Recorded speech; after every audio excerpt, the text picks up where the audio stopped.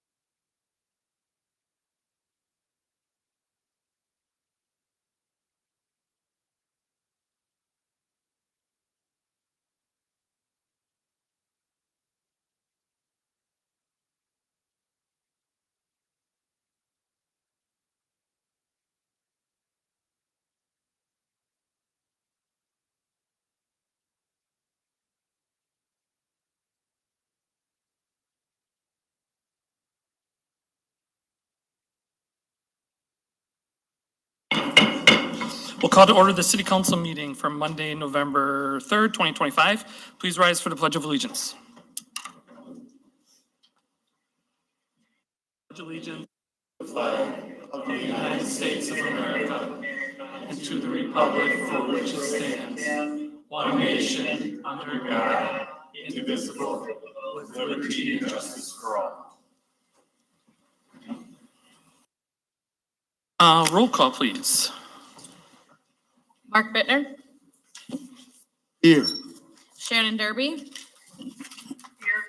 Bill Leclerc, Here. Doug Brandt, Here. Tim Petrie, Here. Bonnie Shimalunas, here, Scott Steckmesser, Here. Adam Mohusky, Here. Darla Leclerc, here, all present. Okay, we're going to do number 4 because Shannon is with us remotely. We do have consideration of any council member request to participate in this meeting from a remote location. I just need a motion to allow Shannon to join us. Thank you, Tim. Second by Darla. Any council discussion? See none, this will be a roll call vote. Amanda? Bill Leclerc, Aye. Doug Brandt, Aye. Tim Petrie, Aye. Bonnie Shimalunas, Aye. Scott Steckmesser, Aye. Adam Mohusky, Aye. Darla Leclerc, Aye. Mark Bittner, Aye. all in favor. Okay. No invited guests tonight? We do have Executive Director Tina Nichols with the Humane Society in the audience tonight, but that can wait till 10 seconds from now. Okay, gotcha. Okay, then on to number 6, public hearing. Tonight we have a public hearing on the request for a conditional use permit for Lakeshore Humane Society located at Columbus Street, parcel number 053-211-102-001.09 in the Industrial District, I-2, submitted by Ace Building Service Incorporated, applicant and Lakeshore Humane Society owner. This is a public hearing, so if you do wish to speak about this particular item, please step up to the podium on your left and state your name and address for the record. I'm sorry, and I'll have 3 calls for the public hearing. So I'll open up the first call. See no one, I'll close the first call and open up the second call. Sorry, go ahead. Fine, please. Joe Reed, Memorial Drive, 2814. For 40-some years, I worked at Eck Industry. Dog pound was behind us. That's all you heard was the barking. And now you want to put it behind me. So I will not be able to sit out front because of all the motorcycles and trucks with illegal exhaust systems. Go in the back, we're gonna have dogs barking. Thank you, sir. Anyone else?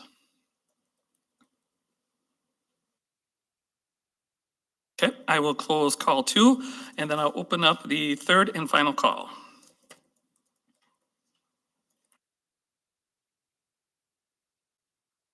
Yes, correct. Yep. Okay. See nothing else, I'll close the third call and bring it back to council. We're looking for a motion then. Usually you win. Oh, got it, yeah. So looking for a motion. Make that motion. Approve it? Yes. Okay, and then second by, I will second that. thank you, council discussion. Go ahead, Sean. There's a comment about noise potentially here from the public. I just wanted to flag for council. We have a requirement that there be fencing on the property, but we're not setting performance standards for that fencing. Just something on the fly I spotted that if you had that same concern, perhaps that you'd require it be, solid fencing rather than like chain link or something like that. Yeah, that could be something on the fly there. And then the other thing I wanted to touch on, and we've talked about this a little bit with city staff, that potentially going forward, council might be more interested in this idea. We say that the permit lapses upon a change in ownership of the business, tenancy of the subject premises, or if the land use ceases for more than 12 months. I've worked with other communities where instead of saying that it automatically lapses after a change in ownership, the council has the option to terminate the CUP. But if Lakeshore were to get the CUP and then sell it to a very similar operating business, the council could choose to allow them to continue to use that CUP And then would have the option to revoke it if they wanted to. So that's just something, big picture, maybe going forward, I think might make more sense. There's a lot of examples where properties have CUPs in the city of Two Rivers, and it might make more sense to just have the option to revoke it rather than a mandatory revocation when the ownership changes. So those are the two things I spotted here. Okay. Anything else? Yes, Adam. Could we just have, wow, that was really loud. Can we just have maybe Tina come up and explain maybe any issues there could be with noise and any fencing issues? If she feels comfortable enough to. If she wants to address that? Or I see ACE is here as well. Either one. Jeff, you want to come up too? Jeff's very knowledgeable. The smartest guys in the business. So we fully intend to have the areas within the dog areas all fully fenced. They're going to be, the intention is to be chain link with privacy fencing, so slats that are covering, so there's no vision going through. Wooden fencing is not something that was ever discussed. It's not very practical. There's a lot of expense to fencing as it stands now, and changing it all to a wooden privacy fence. We'll be having that for our dumpsters and things like that, but putting it all the way around is just not something. Privacy fence can be screening or slats as well, something that separates that. So wooden doesn't have to be privacy. It can be your chain link as long as you have some kind of a screening on it. Slats would still make that privacy fencing. So that is fully intended. That was something right away we're planning to do. Okay.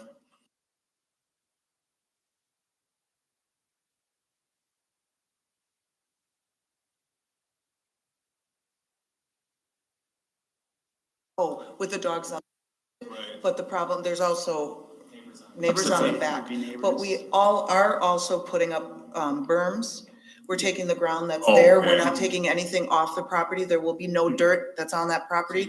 So, yep, we'll be putting more trees than what are there. And we'll also be planning to do berms to stop with the noise from any of the dogs. And our dogs aren't outside all day. They go out first thing in the morning around 7 o'clock. I'm not gonna say they don't. And then their last time out is 7 o'clock at night. We have way more dog walkers than we ever have had before. So our dogs are out far less in their outside kennels. But there is laws that we have to have our dogs get so much outside and exercise time. But as I stated, we have more dog walkers on a regular basis now than. Just a quick note for the record, the CUP is phrased, outdoor operations will go from 7 a.m. till 8 p.m. That's when we end up leaving the building at Okay. that time. So the last out is around 7 o'clock with the dogs, but I can't say that we didn't get an emergency and it might be a little bit later. So that's why we went to the 8 o'clock, just because we don't want to break any rules and have anyone upset if we have late intakes and the dogs come in a little bit later than. Thank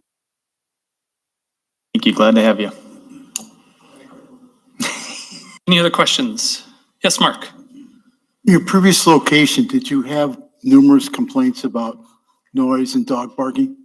In the time I've been at the organization, 12 years in January, and I've never had a complaint that was brought to our attention whatsoever.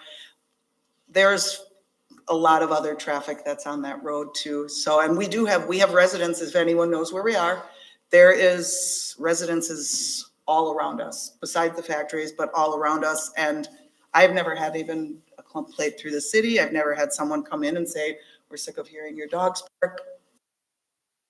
I have had the time that I've been there. Any other questions? Can you review your employment intentions again with this operation and how many people bring employment to in the community? So we currently have 16 staff right now. This is going to double the size of our building approximately. So we're estimating we're probably going to be bringing in at least 10 people, including, because of the size of the building, maintenance and some cleaning staff like that. Probably we're guessing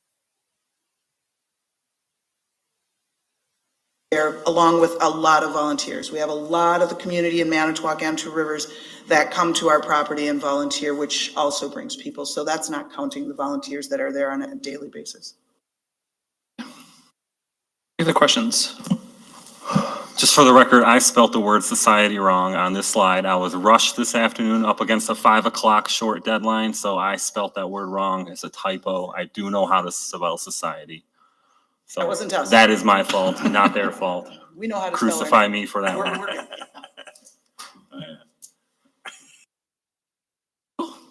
I think we're good. Thank you very much.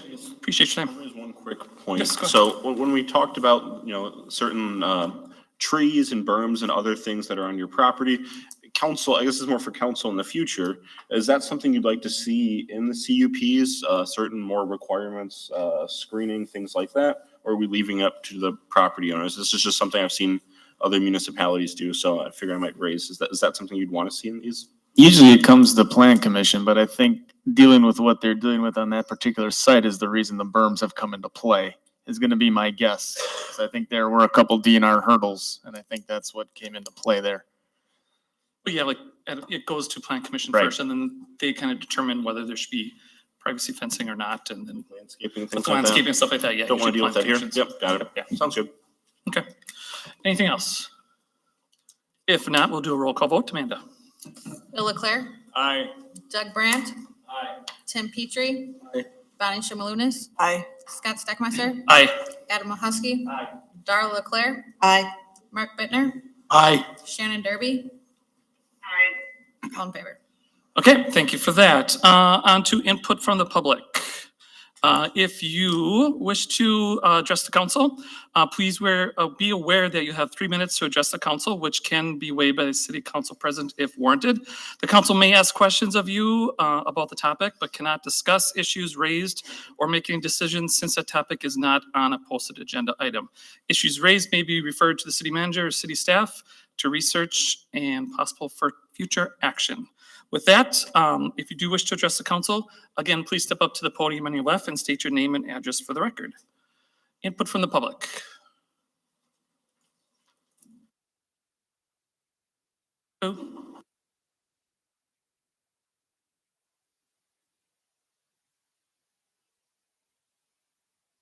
Susan Robitaille, 2313 Jefferson Street. It's come to my attention that there is a proposal to change when agenda packets come out and a vote to 24 hours. Whereas now we have, where there might be a week or two. And I oppose this. I oppose changing it, the public notice to 24 hours. It takes time to make the public aware of issues so that they can make informed opinions and decisions. We don't need a hair on fire having to read a thick packet on a Friday and decide on a Monday. Two Rivers moves at the pace that it does. We have a lot of elderly people in our community who are not online, and this unfairly discriminates against them. The council has the power in our city, and they are expected to receive feedback from the community. Are we now going to ask them to spend their entire weekends fielding calls and emails from residents from Friday night to Monday council meetings? What resident even asked for this change? It may feel slow-paced for our new city manager, but this method has worked well for our city for years. Our residents deserve to have a chance to learn issues, research what certain things mean, and talk to their neighbors. We cannot do all that in a 24-hour window. The council holds the power in this city, and rightly so, because they were elected by vote to represent residents. The role of the city manager, while important, is an administrative role, which is why it is appointed, and that answers to the council. This proposal gives far too much power to the city manager and removes the voice of the residents. Thank you. Yes.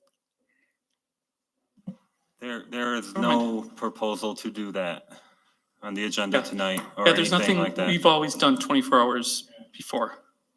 That's just I don't know if that's a state rule or something. It's statute, yep. Yeah. Yes. Unless there's but- good cause.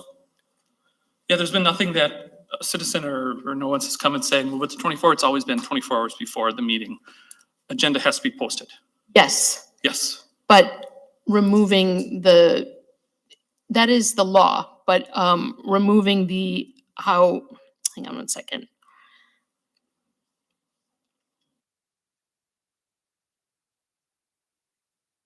I'm sorry.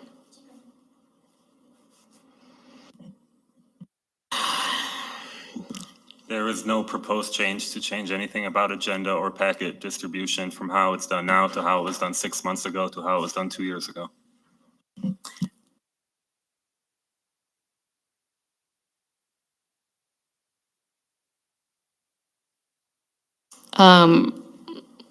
Okay, well, I'm flummoxed here. And I have may I have a packet? Can I borrow yours real quickly?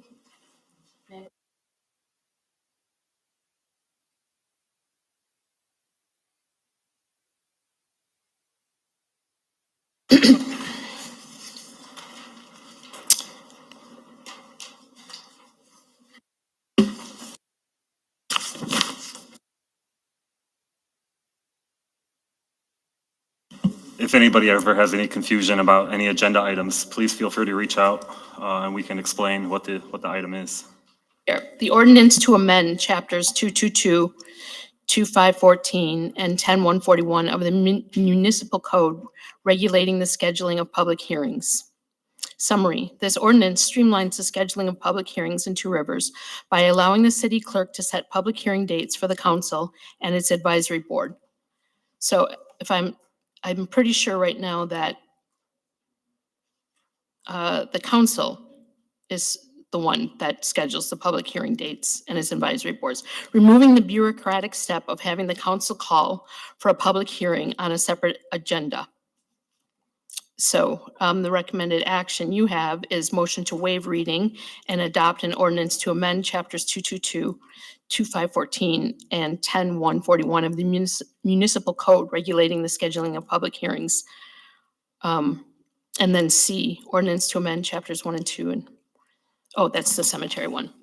So if you're not sure about what I'm talking about, maybe you want to put the brakes on that rather than just voting for it, because as I understand it, this is reducing the time between. Can our attorney address public hearings? I would do it, but I'm not supposed to. Yeah, go ahead. Yes, thank Do you want to address the statute and how we have to do that? Technically not supposed to do it here. We should be doing this as a part of the discussion on the item. So when we get to it, we can talk We, about we, it. like, Okay. like Scott said, we ask questions, we get information, but when we actually debate, it should be on the item. No, we don't debate, but city staff can answer questions. So you'd be city Usually when we staff. go to the items is my understanding of. Okay, so we'll go Or to if you want the, me to answer, I can, but, we'll wait. Just answer. Okay, go for okay. it. So there is nothing in the ordinance amendment that changes the amount of time before a public hearing can be held. The statute provides that meetings need to have 24 hours notice unless good cause exists. If good cause exists, it can't be less than 2 hours notice.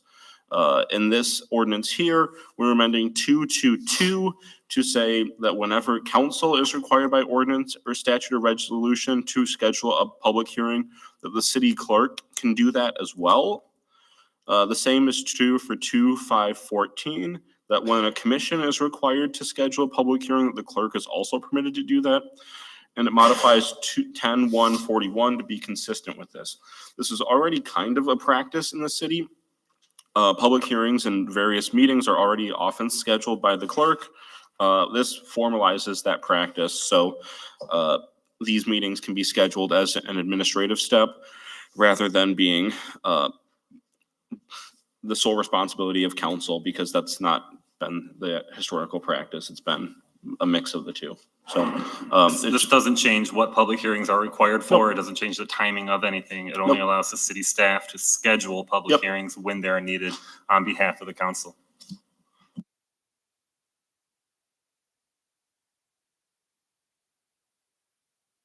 change is to allow the city manager to approve noise ordinance permits without city council oversight and remove city council from oversight and authority to set the public hearings. So that's what's going on. Okay, so I oppose that. Okay. The noise ordinance. Okay, that's it. There's two things. Sounds like she opposes both. Okay, And just so everyone's aware that the meeting agendas do come out, typically they come out on Fridays for the next week. And all council members get the agenda packets and the packets are online by Friday, correct? Friday. So just for clarification. Anyone else? Public input? Okay, seeing no one else, we will go to number 8, council communications. Letters and other communications from residents. Anyone have anything? Yes, Fanny. We had gotten a letter that somebody observed that it was a difficult traffic, maybe to say a difficult traffic maneuvering. And I think, I didn't go look at it yet. I thought she meant when you go into McDonald's, there are different ways to go. And I don't know exactly what she was talking about. She circled it and I didn't go down there yet, but that whole intersection really is a problem. I have seen bicycles riding from the Lighthouse Inn across that intersection by McDonald's and never looking, not even looking. And at the same time, drivers are trying to look to see if they can cross, turn right, turn left, or whatever. It's really a problem. And I suppose Matt's not here tonight, but it just seems like we should think of something to do. We will take that up at Public Works. Okay. Yep, absolutely. Anyone else? Yes, Adam. I did receive a letter from a group of residents around a particular area. It was just in my mailbox here that has concerns with, I'm gonna try and summarize this. Concerns with Facebook pages, I guess, on Two Rivers that are shining us in a negative light and intimidate residents, and we are a bit worried about this. And they are also talking about, looks like tourism. So again, I just got this. I didn't really have a great chance to read it over, but it was a communication about people, I guess, that are upset with some stuff that's on Facebook. So that's, I guess, a quick summary without reading the whole thing. Okay. Anyone else? Council communications? Oh, okay. On to number 9, council reports from boards, commissions, or committees. Have anything? Okay. On to number 10, consent agenda. Under A, we have presentation of minutes. We have the city council regular meeting from October 6th and 20th, 2025. We also have the city council special meeting from October 13th, 2025. The recommended action will be a motion to waive reading and adopt the minutes. Under B, we have minutes of meetings. There are 8 of those. We have Environmental Advisory Board for September 16th, 2025. Public Works Committee from October 1st, 2025. Public Utilities Committee from October 6th, 2025. Committee on Aging, October 6th, 2025. Room Tax Commission from October 7th, 2025. Explore Two Rivers Board of Directors from October 14th, 2025. Personnel and Finance from October 16th and 23rd, 2025. And the Police and Fire Commission from September 9th and October 22nd, 2025. The recommended action will be a motion to receive and file. Under C, we have financial reports from August and September 2025. We have debt service, general fund, Leicester Library, utilities report. The recommended action will be a motion to receive and file. The recommended action for the whole entire consent agenda will be a motion to approve the consent agenda with the various actions recommended. Looking for a motion. I'll make a motion to approve the consent agenda with the various actions recommended. Thank you, Adam. Second by Thank you, Doug. Any council discussion? Seeing none, this will be a voice vote, so all in favor indicate by saying aye. Anyone opposed? Motion carried. On to number 11, city council discussion items. Under A, we have a discussion on the 2026 funding priorities and 2026 property tax levy. Go This ahead, is a sir. discussion time, more discussion, not a time for voting. This is a time for us to be transparent and get information out before decisions are made. This is a time for city council to provide some directions from staff, because you guys lead, strategic direction as part of the 2026 budget planning that is now underway. This is one of the hardest times of the year. Nobody likes talking about the annual property tax levy. This is the age-old decision to do frequent, regular, small increases or to keep things flat for as long as possible with occasional large increases down the road. There's our property tax levy history going back 7 years. We've seen the shock that it can cause when certain things like property tax assessments or utility rates or fees and fines are kept flat for years, forcing the city to play catch up in future years to make up for lost time and falling behind the curve. This causes shock to the system, and it hurts when the Band-Aid gets ripped off later. This is why staff is recommending small, frequent increases instead of large, occasional catch-up increases later. It's nice to have 0% freezes like we did this year, and it might feel like something is achieved, but strategically over the long term, this is how Two Rivers falls behind with community investment and falls behind infrastructure management, which ends up with crumbling infrastructure. The estimated impact of the proposed property tax levy increase for next year is $31 for the year. This is $31 for a full year on a house assessed at $200,000. Last year's levy increase was frozen at 0% as an intentional one-year hold due to the shock of the property reassessment process, which itself was long overdue and then resulted in a big shock to the system and value increases. This is exactly the type of delay and shock everybody later approach I think my recommendation is we should avoid. This was the largest increase in property values in 18 or 19 years. So again, this is a strategy of either small, more frequent adjustments as you go or keeping things flat for as long as possible with large catch-ups later. If the city utilizes the full 2.5% property tax levy for 2026, that equals just over $140,000. So if you divide that across the city, it works out to about $31 increase for a $200,000 house. In this inflationary high-cost environment we're living through now, 2.5% seems like a not small but a reasonable adjustment in order to support police and fire, engineering, construction, public parks. So city staff is recommending, and we're building our 2026 budget around that 2.5% levy increase. However, if council prefers to lead us down a different path, now is the time to let us know. We follow your direction, and we request council direction on this matter before we get too far down finalizing the 2026 budget numbers.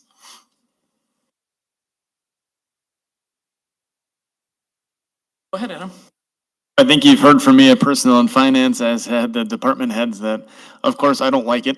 And I've asked for, I think I wish we would tail back a little bit.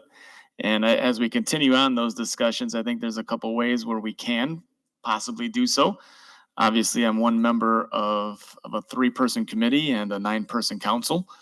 But I know I have worked with Kyle on some of those, and I've worked with him a great deal on the capital, where we've seen some significant improvement. But I would like to continue diving into this at Personnel and Finance. Is there going to be some increase? My guess is yeah. It's hard to go 2 straight years when you have insurance costs that continue to cripple our city. I believe we're at about 8% across the board for all of our employees. That's a big number when you look at health insurance. Also, cost of living increases, and some people that get step payroll increases for being here X amount of time or completing certain amount of courses. There's no doubt it's tough. I think we're still being frugal with your money, without a doubt, but we can't expect people to stay flat in their pay, and we can't expect insurance rates to stay flat. We wish they would. But just like every household is dealing with the increased health insurance, it's no different for our employees either. And 85% of our general fund is people. So it's a big number. but we are trying very diligently to keep that as small as we possibly can when it comes to an increase. I'd just like to say that the city didn't drop the ball on reassessment, that we were well within the boundaries of what everything was supposed to be. It was just the inflation that hit us, that pushed us to have to do the reassessment. And there was no reason to do it beforehand. Can I say one thing? Oh, go Connie ahead. first. I wish we'd have more proper discussions on this. I don't like getting information at the last minute and then coming up with an opinion. This is who I am. I realize that some people are good at thinking on their feet, but we need to have a discussion for all 9 people to be here and talk about this. So. Go ahead, Darrell. I just want people to realize that with the city pretty much stayed stagnant. When your bills went up, it wasn't the city increasing, it was Manitowoc County, which is now at 21%. The total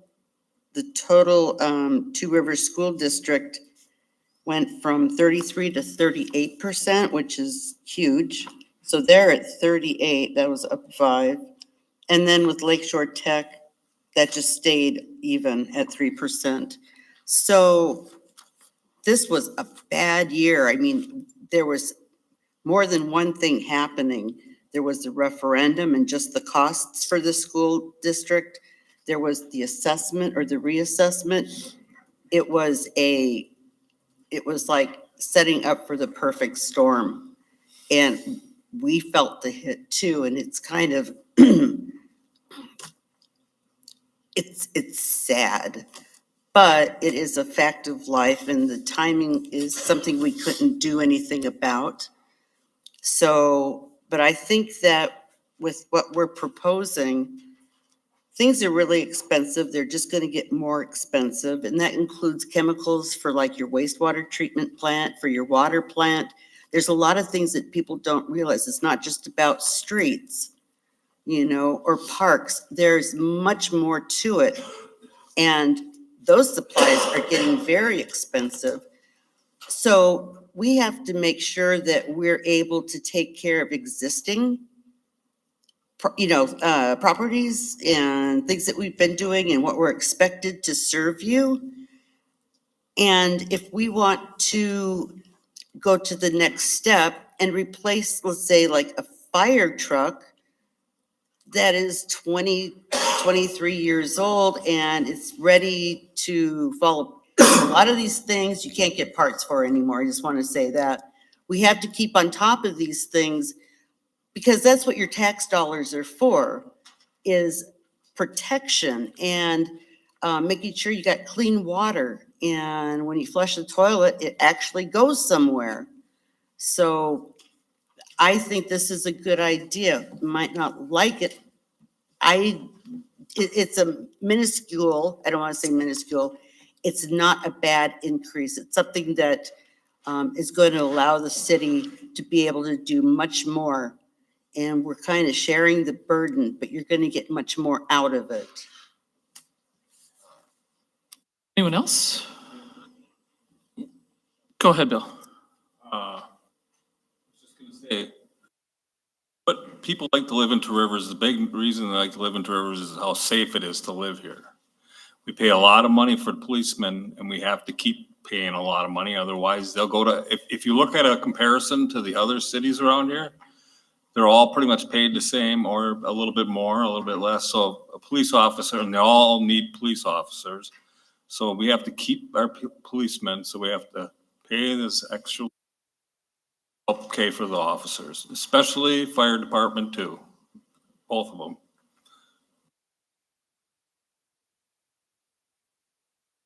Remember last year when you got your tax bill and you saw how much the school raised it?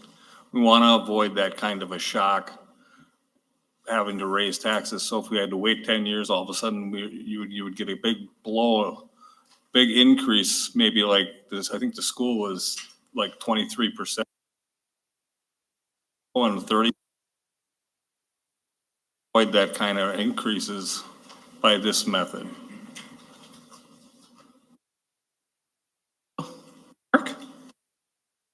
Nobody wants taxes to increase. I don't want taxes to increase.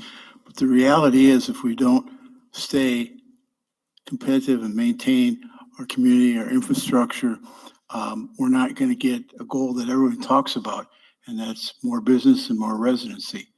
The solution would be to achieve more revenue, and businesses and residents have a choice where they want to live, and they don't want to live in a community with a crumbling infrastructure and an environment that is not safe. So things are going to escalate. Many times escalation to maintain the standards that we're required to are set by state policies where we have to be, water, for instance, we have to maintain our water and waste. And those are factors that we have to address in order to maintain a solid state to attract additional people and businesses to our community. So I think this is a prudent move, not reckless, but prudent. Thank you, Mark. Anyone else?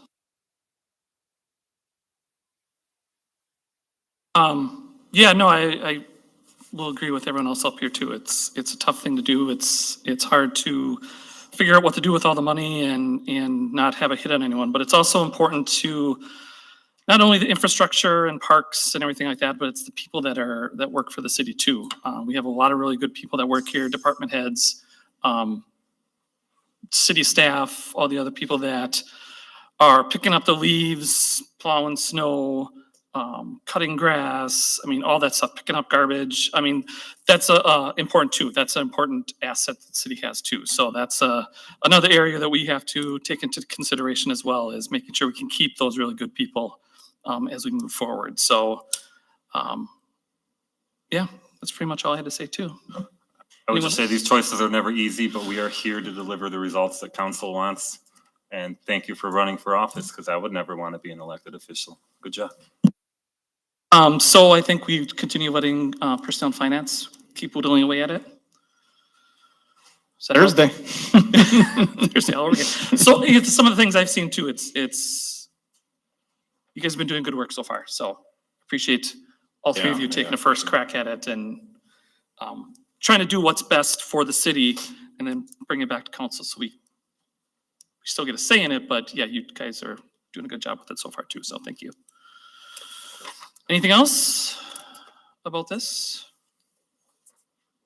Okay, let's go on to formal items. Under A, we have ordinance to amend Chapter 9-2 of the Municipal Code regulating the volume and intensity of noise. A proposed code update that allows the city manager to grant temporary up to 3 days waivers from current noise regulations. These are commonly handled as quick administrative decisions in other municipalities, and they don't really require a full legislative gathering of the council to approve unless the council wants to do that.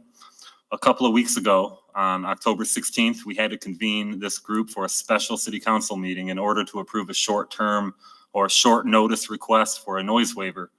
It's just for live music on a Saturday night. This was a minor administrative waiver request pertaining to vibration. During that meeting, council advised that moving forward, you would be comfortable with professional staff at City Hall approving such temporary minor waivers of this Title 9, Chapter 2. So that is the agenda item. Let's note the language in black, it's what's been added. Everything else is currently there. So the addition is the language in bold. Any questions for city staff? Yeah, 9-2 what? I looked this up and the only thing I can think of is it's under loud and unnecessary noises. And I was just, I don't quite understand the need for this because, I mean, you want to give exemptions up to 3 days. It doesn't make sense to me because if an owner applies for a noise exemption, you'd think he would know that he was gonna make noise a couple of weeks ahead of time. I mean, what is the purpose of this? 2 weeks ago, we had to convene the special council meeting. We got to get you guys together real quick for short notice because a small business wanted to have a waiver of the noise ordinance. And so we did that. We got you guys together. I know, if you remember. we did, but We did that person also, there was miscommunication between their members. I mean, whoever came at the last minute did not realize that somebody else did not come to ask for it. It would just be handling those type of pop-up situations so we don't have to convene a special meeting. Adam? I don't like special meetings. I wasn't at that special meeting either, but I will say I would prefer it be on the agenda, and I say that only because these can get contested. And we've had that done before where we've had a noise ordinance that some neighbors weren't real fond of. And we were able to talk to both groups and get some kind of understanding there. In fact, I think that was just this summer where both of those groups could at least get together and have some assurances.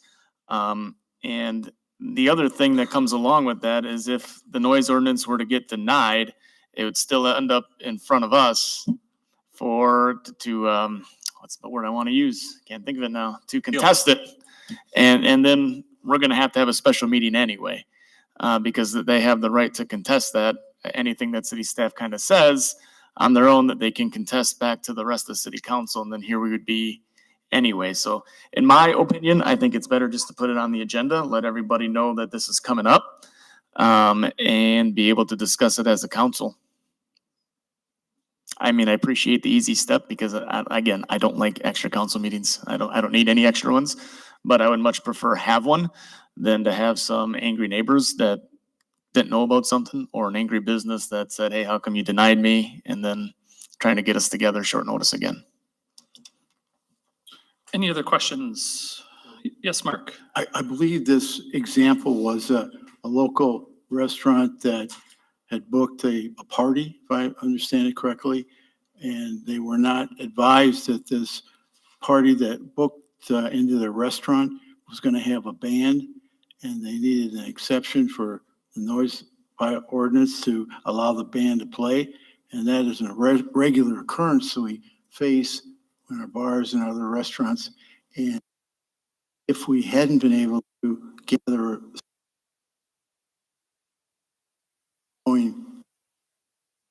of our city, the ability to make the exception that when we gathered, we normally do too. So if we hadn't had the special meeting, I don't think all of us could attend, but if it's impossible, if the business is aware of something that the customer didn't communicate to them, I look at this as an option of trust of our city managers and management to facilitate a business so they're not penalized.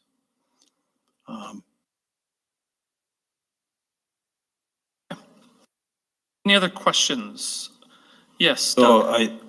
I think maybe part of what Adam is saying, if it comes in a timely manner, it should still be on the agenda. Are you saying all that? I think, prefer all to be on the agenda. And then if they come in late, try to get a special meeting, because again, even if it's denied, they would contest it and we'd be at a special meeting anyway. Not to say that we would necessarily deny it, but again, this summer is the one I think that rings the bell most for me, because usually we do waive these most of the time, but there was a contentious one this summer where neighbors had wrote in, and also I think one or two showed up. We were in the conference room for that one, and some people that were very concerned for that, and they may not have even known about it had it not been on the agenda. And that's what I feel for, and I want to make sure that word gets out to them, that they know that an event's even happening. And then it also reduce hopefully calls to the police department, because they know the event's happening ahead of time, because hopefully they saw it on the council agenda, saw it being approved or not, and they're not calling nonstop. This one's totally at the pleasure of, like everything, of the council and what you want to do. If you want to still have oversight of every single one of these, no problem. We can keep those on the agendas. Or if you want to not to do that, we can go that way too. Totally up If to you you guys. wanted a middle ground, I think Doug was talking about certain ones to these. If you want us to come back, I can certainly draft a different version of this that better fits your preferences. So I'm just looking for guidance then. You know, one thing I'm worried about is that if all of a sudden we have this, not a crisis, but we need to get this change or this approval right now because our event's in 2 days. What if we hadn't been able to get a quorum on that Monday? Because there was no other meeting scheduled for that night. Yeah, for that week. It was the best week ever. But I'm afraid that, that we're not gonna have a quorum and then where do you sit? And that's that middle ground I think you're touching on, Sean, right? Yeah, If so, we like- can't get the council together. So, and that's potentially an option here. I could rewrite this draft if you wanted to see it in a different version, but you could have it to say something like, I'm just shooting from the hip here, but you could say, if it's possible, if it's, you put it on a council agenda if possible. If it's submitted and there's no council meeting between the submission and the date of the event, you could, like some municipalities will say, the city manager has a limited authority that they can grant a noise waiver. They'll say like a certain decibel volume even, right? They'll say as an administrative approval, there's a waiver that the city council can grant full waivers. If it's administrative approval, it's, one night, 10 decibels extra, something like that. So there's a lot of middle ground here. And if you want me to pursue that, I can certainly come back with other drafts. It doesn't just have to be this version. Go ahead, Adam. I would say to that, I would fear that people might abuse that, possibly, especially with noise. Although I do know that the city manager can grant his own temporary Class B permits in the case of an emergency, but I view that a little bit different because I think those are less contentious than a noise ordinance is. And at least when Greg was in that seat, I know that he would even try to call a special meeting regardless, if he could. Even if it was in a couple days, he would try to get the council together first. And if he ultimately couldn't, then he had the authority to just sign it and do it. Those are usually not contentious ever. I just fear the noise could get out of hand. I like noise, but there's people that do not. So I respect them who don't like noise too. Yes, Doug. If I recall too, the contentious one this summer didn't really need a waiver anyways, because they're within the time frame and they're within the decibel limit at the property line. I know the police were called and they measured it and they were well below the limit. So, I mean, some of these are just Just in case. crossing the I'll Ts say and just dotting in- the yeah. Is of every possible. Want to make sure they're covered So, just in yeah. case.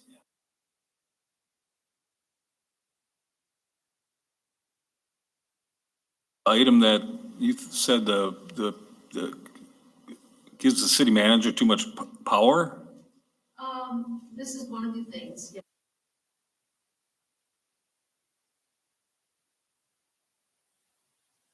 We're not, What Adam is saying, Right.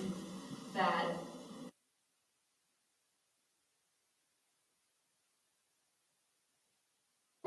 and then the council makes these decisions. And by giving him permission to do this, that eliminates the step of the residents having communication with council. So what do you do if, people that, I'll give you an example. I don't live in this area, but the arcade now has bands, and there are people that live next door to them. Well, they were given unilateral noise ordinance permission. I don't know what the term is.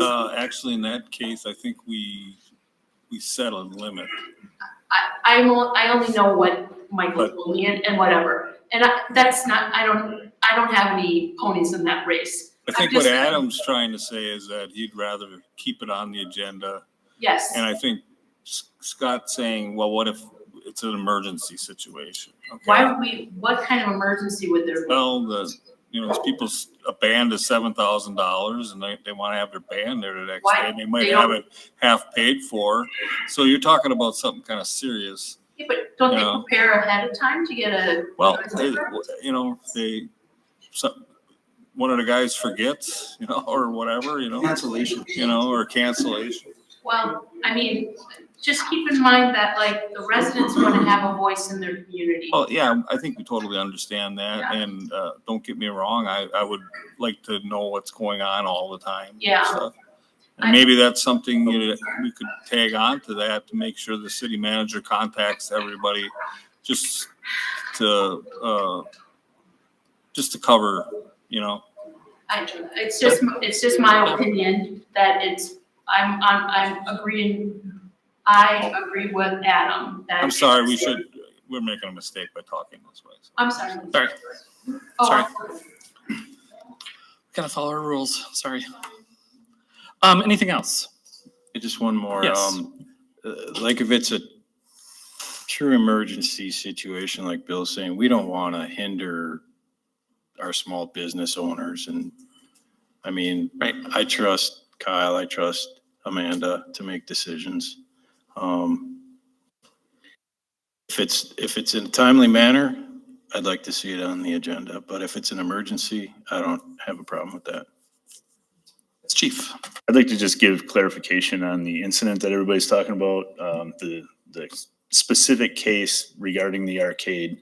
So that was deemed kind of an emergency situation because in last seconds, basically, he was able to get a hold of a band from the 90s that was very popular back then. And it was kind of a last minute thing. They agreed to do a show and it was short term. They wouldn't be able to get to a council meeting. That's why that one took place. So we did have a special council meeting. In fact, I believe I was the acting city manager, unfortunately, for that time period. So we called that together. We had that meeting, and contrary to what Doug was saying, initially there was agreement between the people in that neighborhood and that person running the arcade that they had some kind of stipulations they agreed to, and it was kind of tongue in cheek. I was not comfortable with that because they had a noise issue in the past where they were above the ordinance level and decibel level and were in violation. So what I talked about with all of you at that time was we need to establish a clear-cut decibel level that we can actually enforce. So that's why we had that special meeting. It pertained to a Thursday and not a typical weekend where, like Adam said, clearly we usually don't have problems with those, but the actual levy did raise it. I believe it was up to 15 decibels for the daytime portion of that, and then it cut off early at only a 5 increase decibel level. And then it was to be over at, I believe it was 10 o'clock.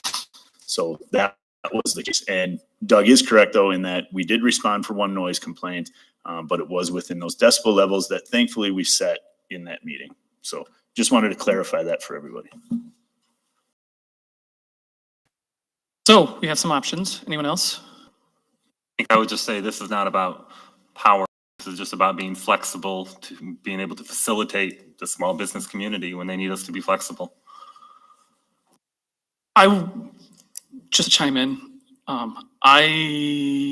want to look out for those people that, the emergency type things, those that were a couple days beforehand, because most of us, we may not be around to be able to jump in a quick meeting and grant something real quick. So me personally, I would like to see something where we allow Amanda or the city clerk and city manager to do it, but within a certain time frame beforehand. I mean, if it's like 2 days before, maybe 3 days. No, that's just my thoughts. Not to exceed decibel standards that we've already established, right? Correct. Yeah. Which was the case of the arcade. It turned out he didn't even need a special permit. Oh, just my 2 cents. Don't we waive? We waive the decibel. We don't have a decibel limit when we waive it, and it's waived. There is no limit. I mean, we set a limit to the arcade that time, but we are waiving the ordinance. We are not pointing to another ordinance in our ordinance book. Go ahead, Chief. Yeah, correct. And that was the issue that I brought up that day is we typically just waive things, and my concern was that on a Thursday of all things, with school, summer school, things like that going on the following day, that was the concern. People still had to work the next day. There were still kids going to summer school, and we typically just waive things. And I said, we need to start thinking about what is a decibel level that we're comfortable with waiving to. Because, I'm guessing people are okay with maybe 10 decibels over the level for a special event, but maybe not a Learjet flying over their house. So something to think about. Suggest. Check. Problem with the.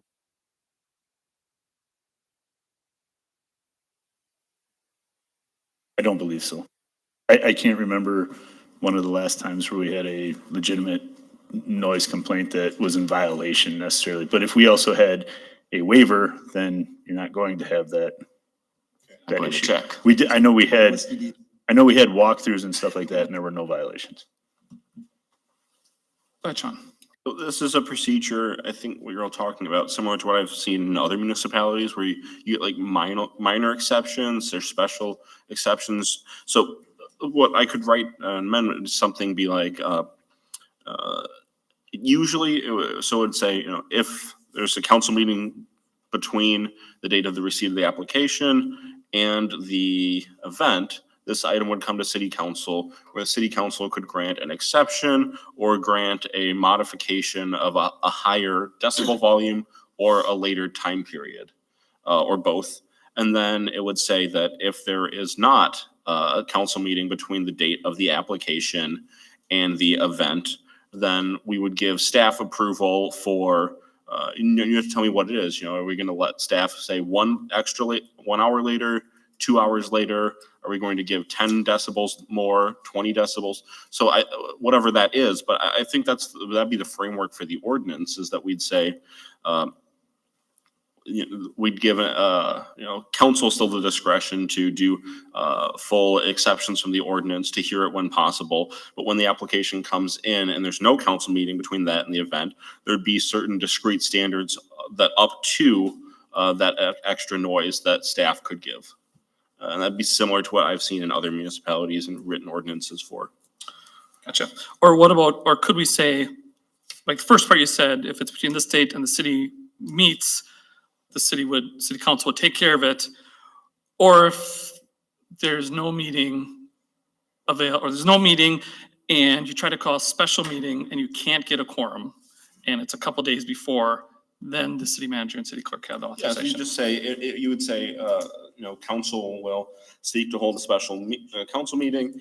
If a special council meeting cannot be scheduled, or you could, then staff would have that option, or you can make an either or. Let's say you would either have staff do it, either have staff make that determination, or it would be a special council. So looking for your guidance there, but we could certainly write an ordinance like that, just, whatever you're looking for. Yep, go ahead. Gonna get me again, sorry. The only thing, Happen to be looking that way. yes, thank you. I don't know if I even like that. And the reason I say that is that puts more pressure even on our police department. Now we got varying noise ordinances within the noise ordinance, that sometimes it's waived, sometimes it's this, sometimes it's 10, sometimes it's this. And I think it creates complications. I don't know how many times, if ever, someone's come to us with a noise ordinance that we weren't able to get together and make it approved. So I don't know that it's been that big of an issue. I think it also holds people to be more accountable. And sometimes it's maybe not necessarily accountability and something comes up, within 5 days, but usually within 5 days, someone's coming. You gotta be able to staff for a band if you're having one. It's not, today's the day a band's coming in and I'm going to have one bartender on. Well, you're going to be in some trouble. So they know at least a couple days in advance. And again, I don't remember on my time here, which is coming up on 6 years, where we weren't able to get together. And there's people on here longer than me, so maybe they can speak, Bonnie or Mark or Darla or Bill, the majority of you. Where one's come across us and we're like, hey, we can't get together. You can't have it. But it might happen. It might. This is just in case. It might. Yeah. But I fear for certain businesses in certain neighborhoods that wouldn't even know what's happening. But if we state in there, you know, what the acceptable levels are and everything, it's, because there is disparity. But if we had one size fits all, you know, these are the limits. And then I think then our, you know, Amanda and Kyle could take care of it. And I know we've never had a problem before, but what, you know, let's say we couldn't have had a quorum on that Monday. Then what? Would we tell the people who wanted it, sorry, you can't have your event? You can have it, you just gotta have it within in the levels. But one guy It's not thought that they somebody can't else have it. did it, and that guy thought somebody else did it. There's unforeseen circumstances, but they can still have the band. It just gotta be within the allowable limits. They just can't get it waived for it to be as loud as they want. It's not canceling it, I guess. Okay. And I like noise. I'm probably the biggest person that likes noise up here. Should be noisy all the time. But not Okay. everybody agrees then. That's all right. So what do we want to do? Table it, give it some thought yet? Touch it up Goes out as Scratch it. or scratch it? Yeah. Looking for consensus. I'd like to see Sean make some changes and bring it back. Happy to make change. I don't know if there's a consensus as to what changes you all want to see. I'm happy to make them if you give me direction. I don't know if there is a clear consensus on what those changes would be. Look at me. I said scratch. Like I said, happy to make those changes. I've floated out a few options here. Is there anything that anyone's leaning towards?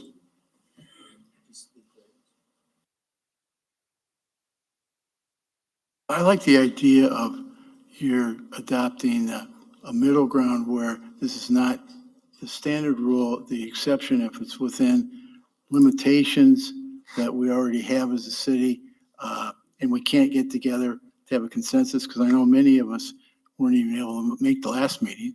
And if there was more that didn't allow us to do it, I hate to penalize the businesses, bars that want to do this, because if we could gather as a group, more than likely, we're approving it anyway.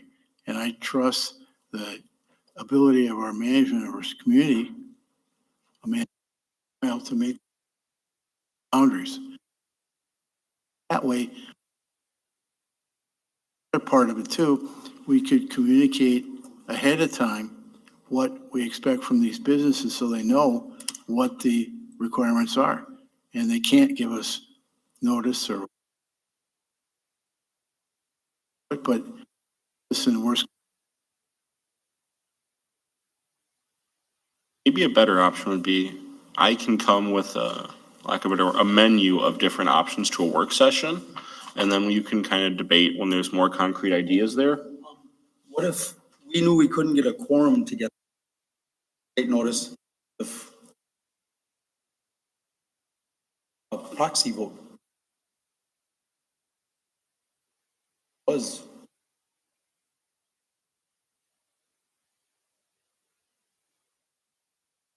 Stumped them. I don't. Stumped an attorney. Thank you. I'm worried about open meetings violations there, because I don't know how you'd get public comment on that. I think that's my concern. If you can think of a way to allow for public comment and that to be broadcasted, I don't see an issue. I mean, you could have everyone come together, even if you just did it over telephone and you had a number to dial in, you could accomplish it that way. I think that'd probably be fine. Don't quote me on that. I think I want to double check first, but I mean, there's options there. But there's gonna have to be an option for the public to be involved and to be present at that, so. Just one more thing. I just want to make sure that everyone's clear that even if they don't get a waiver, we are not shutting them down. They still are within their decibel limits as set forth, which I think is up to 70 or 65 on the weekends and 11 o'clock. 70 in commercial. So it's not as if we are that quiet either. It's not as if the band has to stop. That's not it at all. They just can't go above that 70 or later than 11, but the band can still play. Or the DJ. Or the circus. Whatever else is in town. Whatever it is. An airplane flying over. Chief said it, not me. Then we really don't. Someone can make a motion, someone can we could table it, we can say do nothing, we could. I will do what's make, on here. I will make a motion to not amend chapters 9(2) of the municipal code regulating the volume and intensity of noise as stated on the agenda. To keep it as is. Have a second. Thank you. Any other council discussion? I'd like to see options. I think Oh, no? Time comes, yeah. I will vote for that. Okay. Anyone else? I don't think there's any harm to have options at a work session. I don't think there's an immediate urgency right now to do that. I think we can, options, seems to me there's a really understand options would be. But again, a work session, what's the hurry? So we're tabling it then. Well, no, we still have a motion on the table to not do anything, Okay. Well, no, to deny it. to deny it. I'm sorry, correct. deny. To deny it. Unless Adam wants to change it to table it, that is his prerogative. Okay, You don't need to talk about it, in my opinion. Yep. I'm good. okay. Any other discussion? Okay. Let's do a roll call vote. Bonnie Shimalutis, Aye. Scott Steckmeister, No. Adam Mahusky, Aye. Darla Leclerc, No. Mark Bittner, Shannon Derby, Bill Leclerc, Doug Brandt, Oh. Tim Petrie, So then, we will need a motion to do something.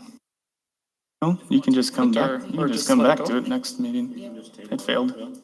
So that, okay.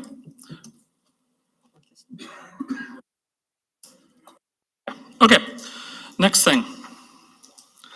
Ordinance to amend chapter 2-2-2, 2-15-14, and 10-1-41 of the municipal code regulating the scheduling of public hearings.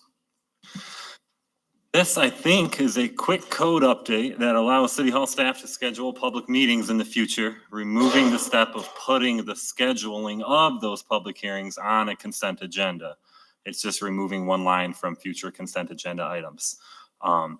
Staff schedules meetings all the time without council telling us to do so. Room tax committees and commissions and advisory boards, and just today I scheduled the Business Improvement District, the annual bid meeting. So we schedule meetings all the time. This would just be that. It would be staff scheduling public hearings when they're needed without that line item appearing on the agenda. Doesn't change what public hearings are required for or the timing of anything. It just allows city staff to schedule them on behalf of council when they are needed. Any questions for our city manager? Well, how this would.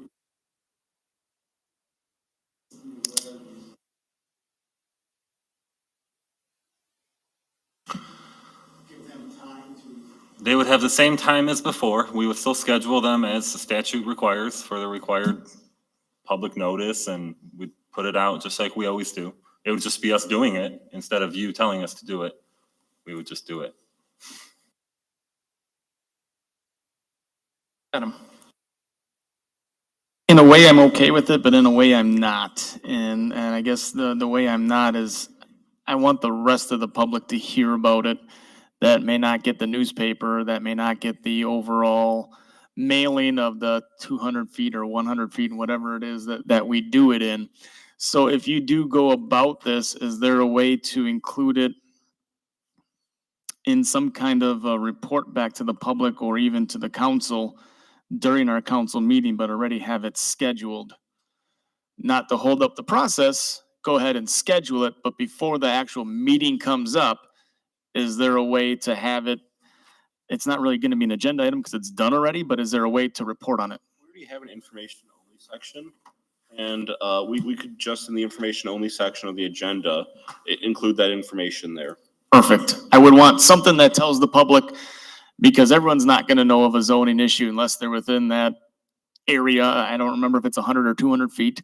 And a lot of people don't get the HDR. So they would kind of be left in the dark, but yet still could affect them. I would agree with that. Anyone else? But Yes. why are all three lumped together? They seem different to me, when I look them up. Cause like, I have a question here for, maybe well, it's on, 514. Well, I said, what does this mean? It doesn't even fit with A and B. I guess one of those, see, I don't understand why you lumped all three together. Ordinance amendments for chapter 222, 2514, and 10141.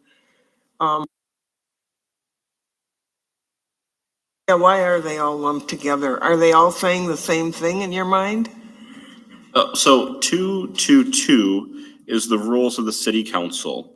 So to give staff the power to set public hearings for city council, I just put it in the rules of city council there, which is 222. And then 514 is records : meetings for committees. So I figured that seemed to be the best place for that there. And then 10141 is a very specific ordinance actually for PUDs that says city council shall call for public hearings. And if we're saying that staff can set it, then we just need to say city council shall hold a public hearing. And we don't need to specify that the council is specifically calling for it. So then for that third one, you are still gonna send out notices to people? Yes. Okay. Yep. It's just saying that we're cleaning up so the other ordinances that imply that it's called by the council. You're just adding the fact that we will have public hearings because it's not written in there right now. Is that it? All right. Yes, Mark. I talked to Amanda. Citizens aware of public meetings. And she assured me that the time to be communicated will still remain the same, and the citizens will be aware of what we're doing. So we're not removing that issue at all, right? And it's a state. Pardon? It's a state statute. State statute, okay? So we're required to notify.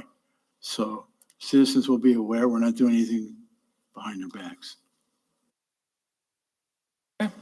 They would only be made aware if they're in that area though, Mark. Just want to clarify that. So they're only made aware if they're in that area anyway, right? So the awareness is still aware. Right, but something could happen downtown and residents wouldn't know about it, but still affects their downtown. Because they're not within the parameter of that. It's either 100 or 200 feet. I don't remember what it is. But those are the only people that get mailings on it, not the whole city. That's why I think it's important if we change this, that we keep it somewhere on the agenda so the rest of people that attend the meetings or look at the agendas know that there's going to be a public hearing coming up for that. And the attorney insisted or said, maybe not insisted, but said we can put it under for information only so that the public knows. Because if you don't get the HDR or if you don't live within the 100 or 200 feet, you're not going to know. So by doing that, we are making everybody aware. Yeah. Okay. Correct. Yes. Yeah, it's just instead of one part of the agenda, it's going to be in the different part of the agenda. Anything else? So then we're looking for a motion of some sort. Hang on one second. Shannon, no, never mind. Let's do the motion first and I can ask Shannon if she has anything because we're kind of a little out of. I will make the motion. What? Go ahead. Motion to waive reading and adopt an ordinance to amend chapters 222, 2514, and 10141 of the municipal code regulating the scheduling of public hearings.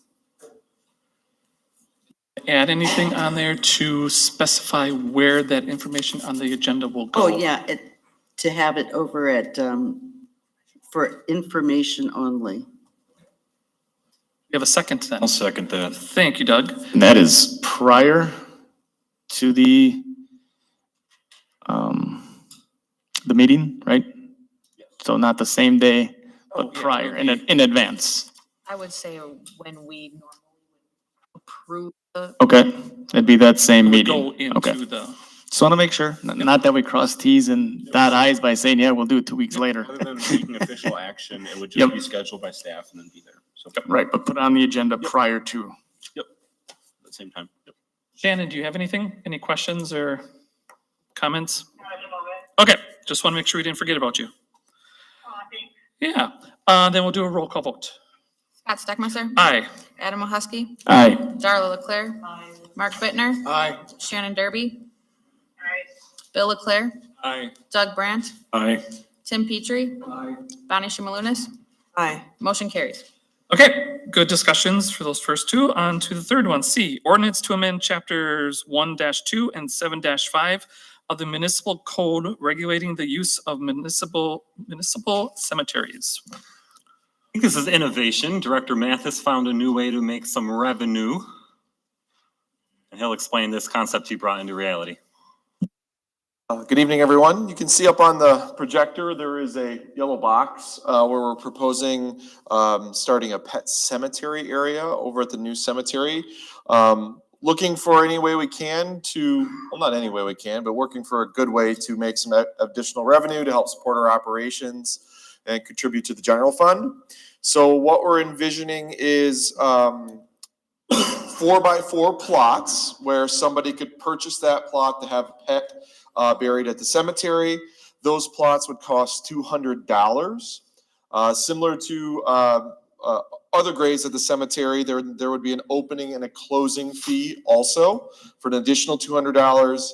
And then we would actually directly purchase the grave markers that are flush to the grass, flat grave markers that would have a set number of character limit on them that we would order and bring in, and that'd be $250 for the marker. So that's $650 total.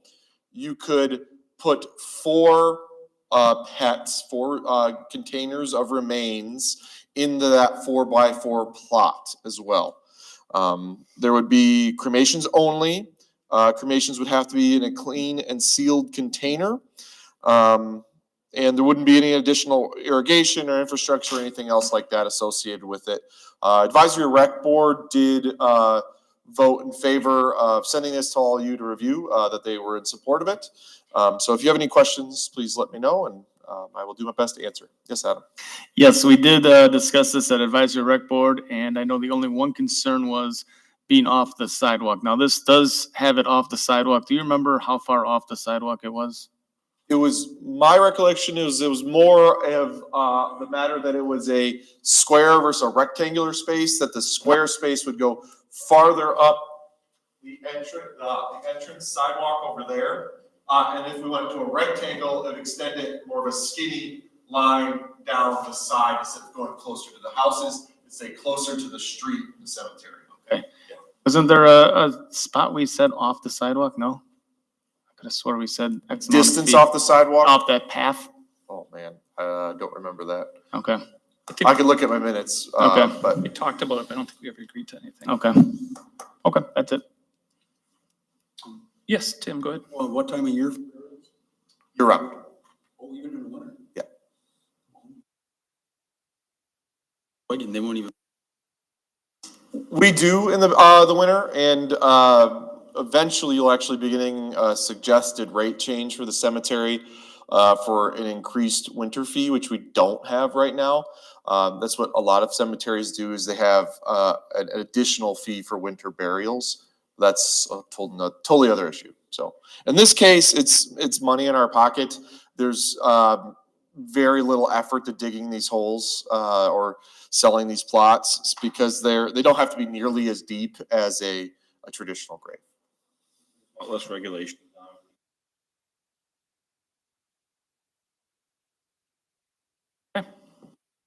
Any other questions? Mark, go ahead. Two comments. It is a source of revenue, but I have to tell you also, it would be comforting, having lost a pet recently at 14 years. it's a destination that becomes, they become part of your family. And the other comment I want to make is that it's an area removed outside of a cemetery, separated by the yellow rectangle, that doesn't disrespect, I think, the cemetery at all.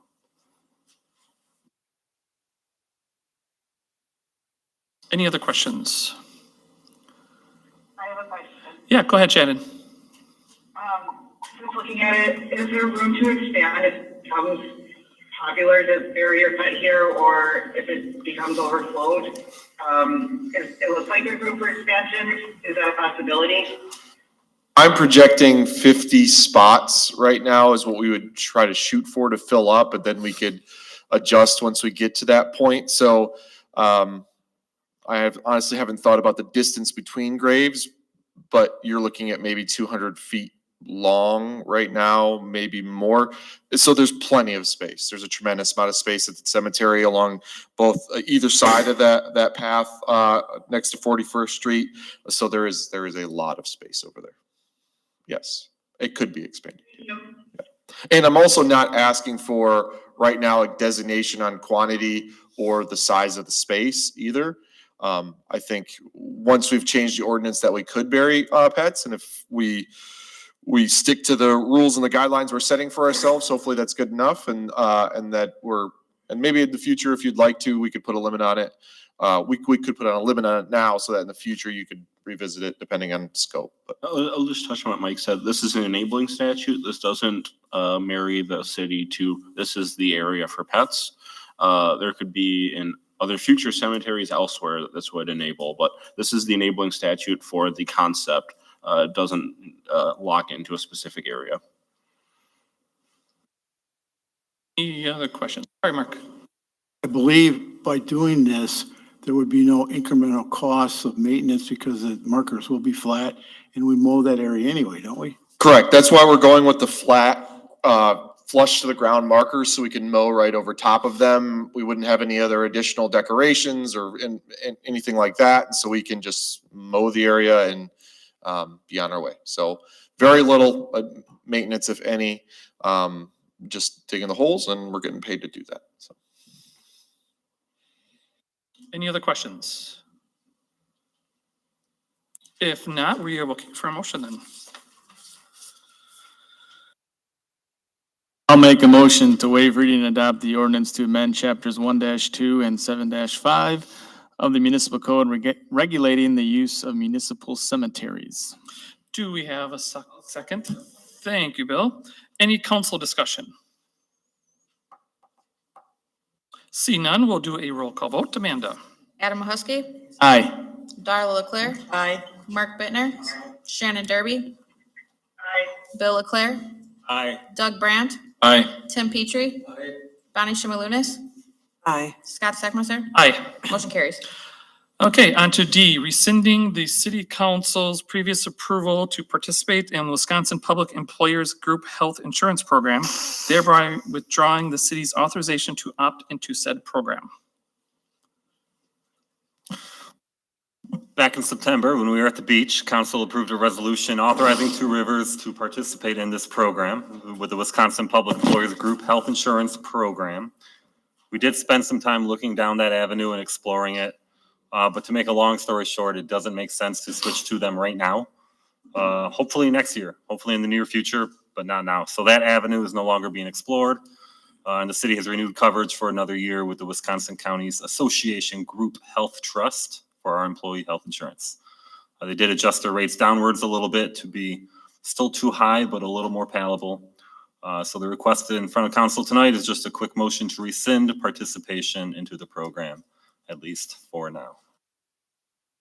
Okay, any questions for Kyle? What are you gonna do? In healthcare? We have renewed coverage with our existing healthcare carrier for another year for 2026. What do you mean? You're going back to the other person, the other agency? Yes, the traditional one that we've had for a number of years, for one more year. This health insurance is a big strategic problem we need to fix. We can't fix it now, but we have some recent claims experience that's trending in the right direction. And if that keeps going in the right direction, then it'll be a different math problem next year when we look at it. And hopefully we can switch, go to the group we want to go to, and it won't cost us $2 million to do it. So for now, it's just with the same one we've had. Go ahead, Mark. So now, if we make the motion to rescind this resolution to achieve that,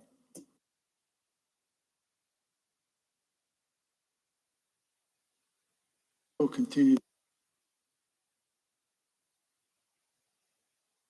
It's one of the top 3 things we need to fix, yes. Any other questions? Otherwise, we're looking for a motion. Yes, Mark. I'll make a motion to rescind resolution number 25-1 adopted on September 29th, which authorized city to participate in Wisconsin Public Employers Group Health Insurance Program effective January 1, and to formally withdraw the city's election to participate in said program, but Sense? Thank you, Tim. Any council discussion? See none, we'll do a roll call vote. Amanda?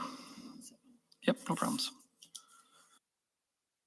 Carla Leclerc, Aye. Mark Bittner, I, Shannon Derby, Abstaining due to being on city insurance. okay, Bill Leclerc, Doug Brandt, Tim Petrie, Aye. Bonnie Shimalunas, Scott Steckmeister, Aye. Adam Mahusky. Aye. Motion carries.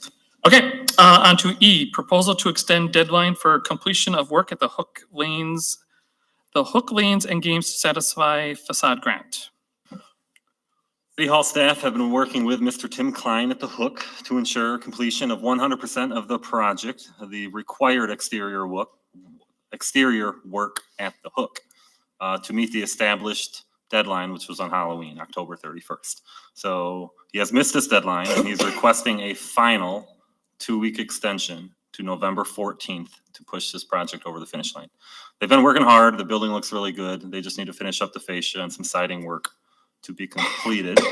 As a reminder for everybody, this was an initial $10,000 facade grant that later received an additional $20K, so it's 30 altogether. There is still $6,000 on the table that they can claim when they get to 100% project completion.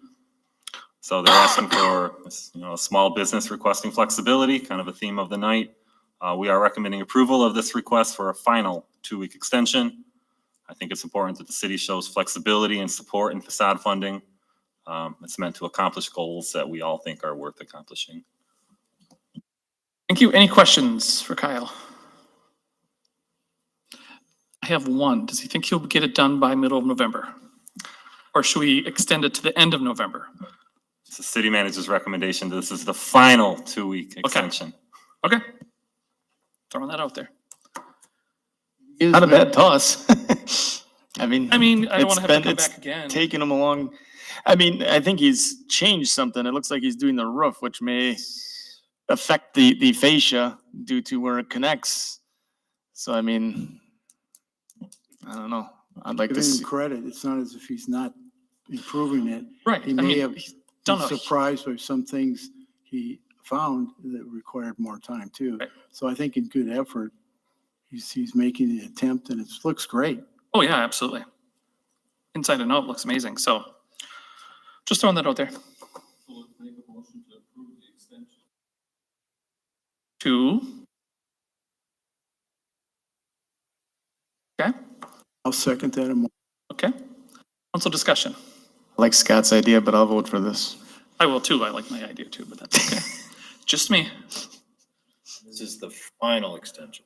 This will be the, So he's got motivation to get it done. yeah, right. And he's close. He's close, yes. Yeah, he did add, I don't know if the roof was added on or not, but the roof looks amazing. The front of the building, side building looks amazing. It's just that roof area. Okay. Any other council discussion? I just want to say that we could get snow on Friday through Sunday. Oh, I saw that. Just saying. It might snow. That could affect the project. Just saying. Throwing it out there. yeah, there you go. Okay. Seeing nothing else, this will be a roll call vote. Amanda? Mark Bittner, Aye. Shannon Derby, Aye. Bill Leclerc, Aye. Doug Brandt, Aye. Tim Petrie, Bonnie Shimalunas, Aye. Scott Steckmeister, But aye. Adam Mahusky, Aye. Darla Leclerc. Motion carries. Okay, on to F, resolution reaffirming the city's commitment to financial sustainability and responsible debt management. This is a resolution that reinforces financially prudent principles that I hope will guide Two Rivers budgeting decisions for years to come. This is a policy resolution that allows our community to continue to invest wisely in our neighborhoods while maintaining a strong financial position, which we have. Under Wisconsin law, municipalities can issue general obligation debt up to 5% of their total property value. For Two Rivers, that's currently at $50 million. This resolution creates a self-imposed debt cap of 60% of that limit, lower than the state limit.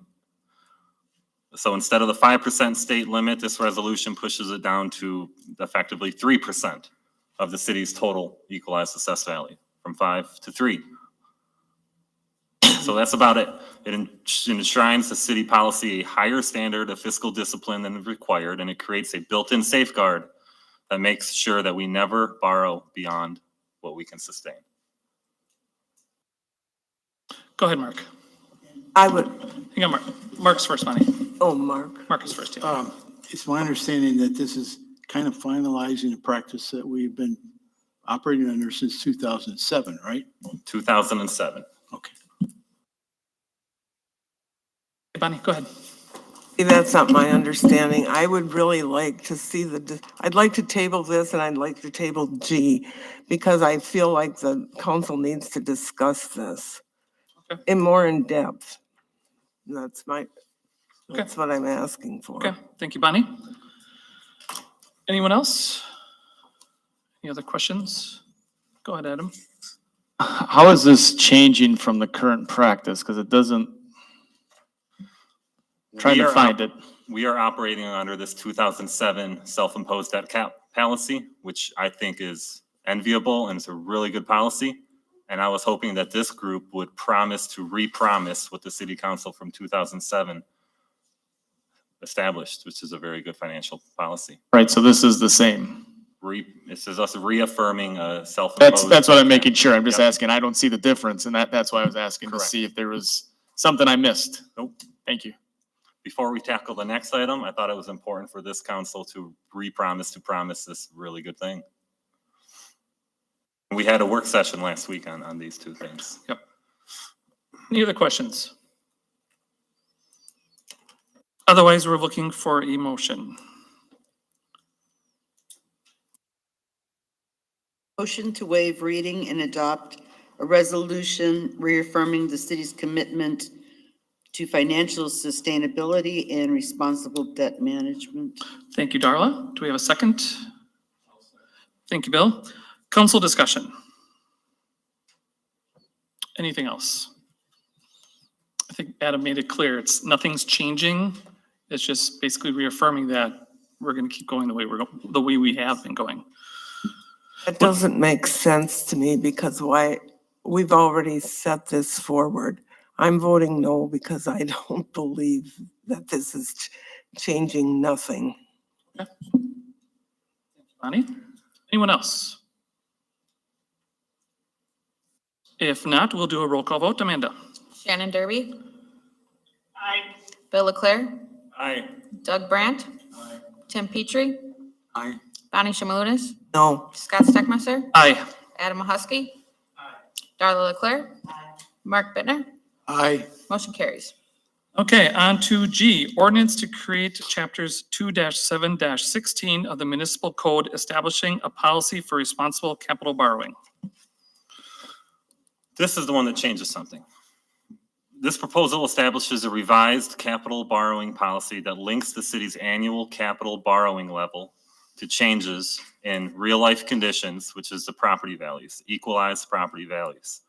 This is different than how it's currently being done.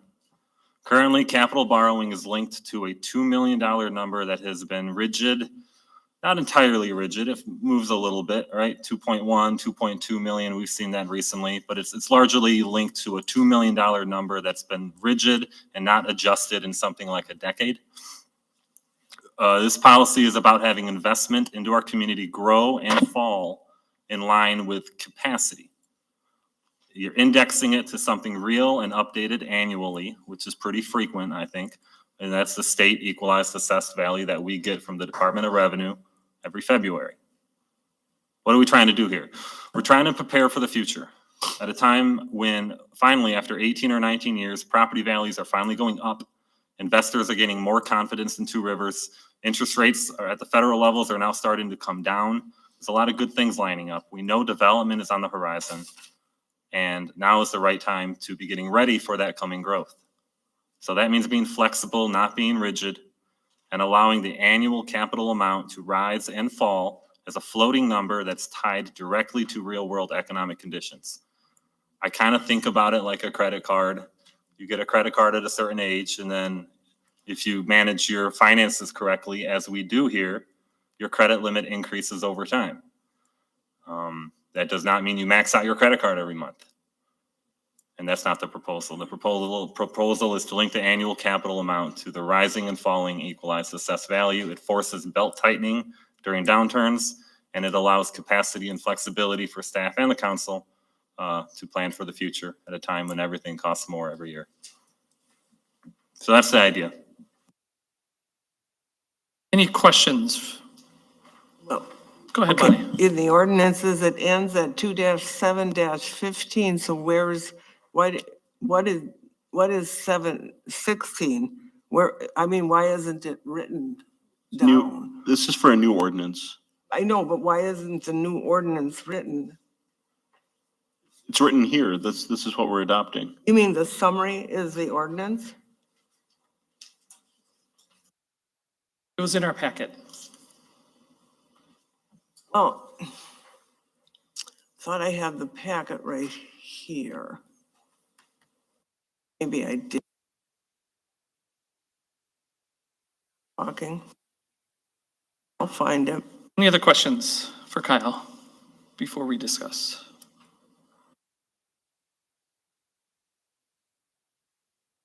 Okay. I think we're not throwing, the goal of previous situations of 2 million was a lofty goal to try to go to and stay under. We're not saying we're not going to try to do that, but we're saying we have the flexibility because that 2 million was never a fixed level of capital borrowing, right? Be prudent, like the taxpayers, but we can fluctuate as needs require with the assessed value of our. That alone structure.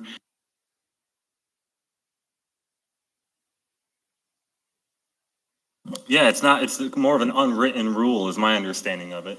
That's how I'm operating under it, is a kind of an unwritten tradition that's been for about 10 years or something. But over that 10 years of time, you guys know what the costs of everything have done with equipment and construction. So if we're not flexible with the times that are changing, then I fear we just fall behind more and more every year. Any other questions? Otherwise, we're looking for a motion, and then we can talk amongst ourselves.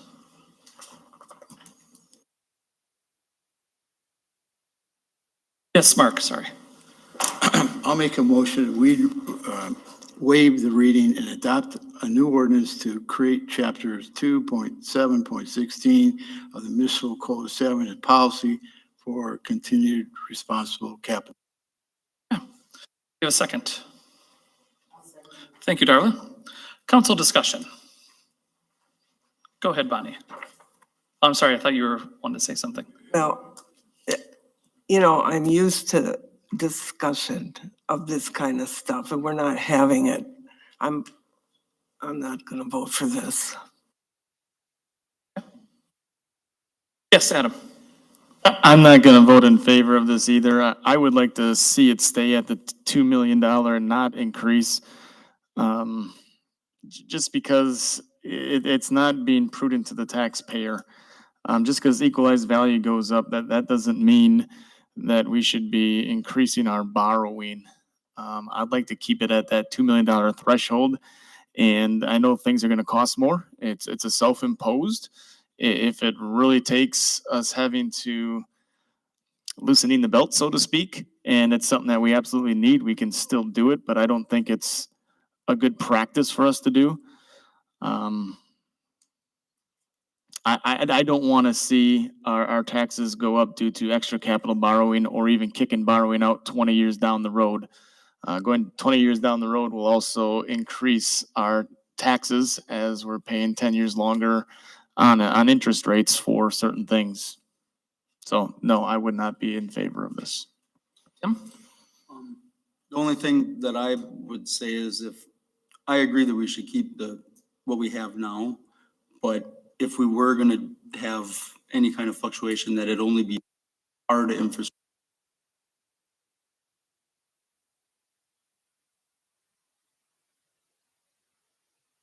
Something that actually. Gotcha. Okay.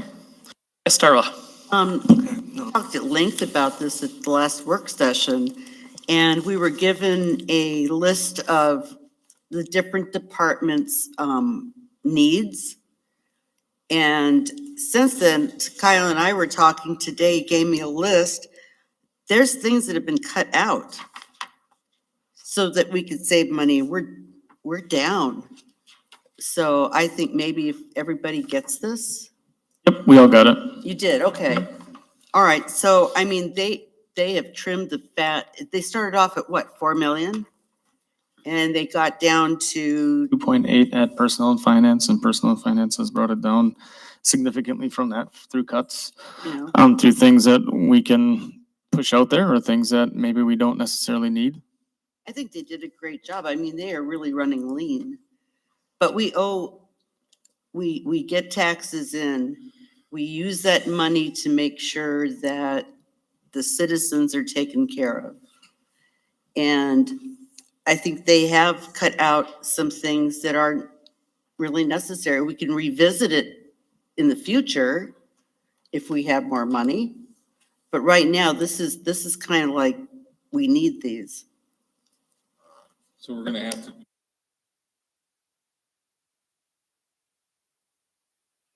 The capital borrowing list you have in front of you is a draft list. It changes weekly, but that's pretty much what we're looking at right now.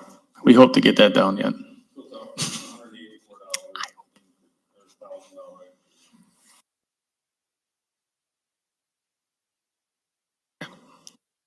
Anyone else?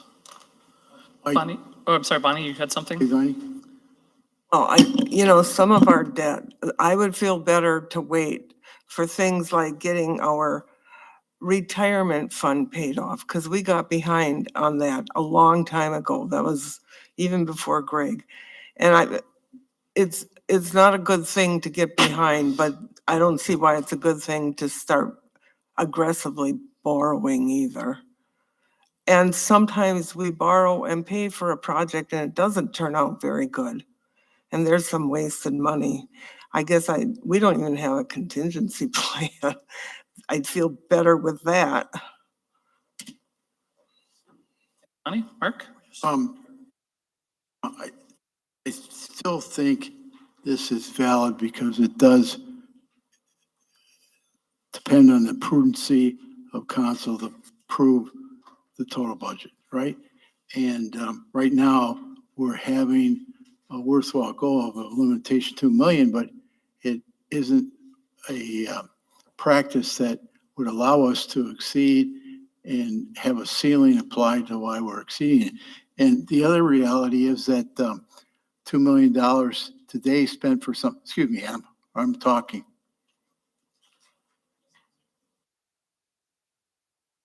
All right, go ahead. It doesn't allow us to recognize inflation and increased costs that are naturally apparent in today's economy. Gotcha. Right? Okay. Mark, anyone else? Yes, Shannon, go ahead. Yep, go ahead. Could you summarize, thank you, sorry. Could you summarize what Mark said? It was hard to hear him. Do you want to try again, Mark? What I'm saying is by having an artificial number of 2 million, it's a prudent goal. We still maybe be able to be under that, but it doesn't address the needs. If we have some real requirements for capital, it doesn't appreciate the reality that costs are continuing to increase. We can't control that. It gives us the flexibility. I think the good thing is flexibility here.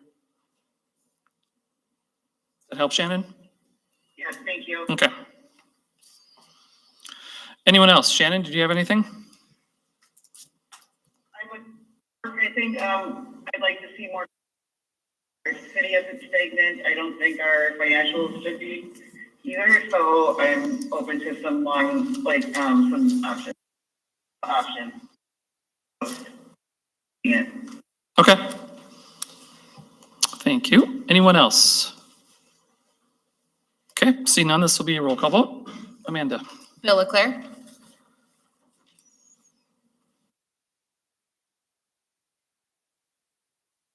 Doug Brandt. Aye. Tim Petrie. Bonnie Shimalunas. No. Scott Steckmeister. Aye. Adam Husky. No. Darla Leclerc. Aye.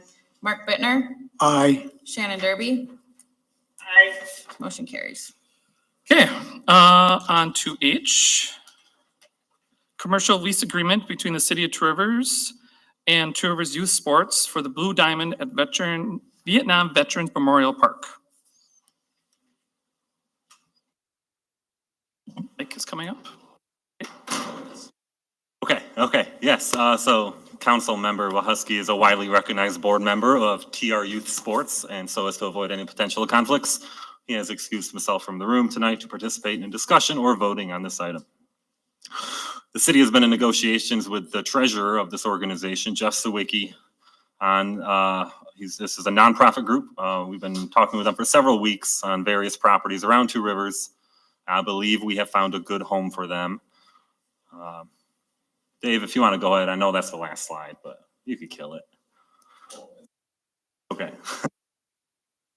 This is a 15-year lease agreement. It gives Two Rivers Youth Sports something they've been on the hunt for. They've been on the hunt for a long-term home for their baseball and softball programs. They're looking for stability where they can invest and grow in one place. This lease also ensures that the Blue Field, which is what we're talking about tonight, the Blue Field remains part of the public park system. There is current capacity available at the 5 city-owned fields here at Vietnam Veterans Park. And nearby small businesses have told us directly they feel the economic benefits of the large crowds that are brought in from these leagues and tournaments. So it's good to lock those crowds in for another 15 years. I think this is a win-win-win type of a deal. They win, the local economy wins, and then the city wins with some lease revenue, starting at $3,500 per year with 2% annual adjustments after that. So over 15 years, the city gets just over $60,000. If this is approved, TR Youth Sports will be responsible for all field maintenance, repairs, including the turf, irrigation systems, building maintenance, cleaning, snow removal, everything. They shall also be responsible for separately metered utilities, and they are responsible for all cost of infrastructure hookup.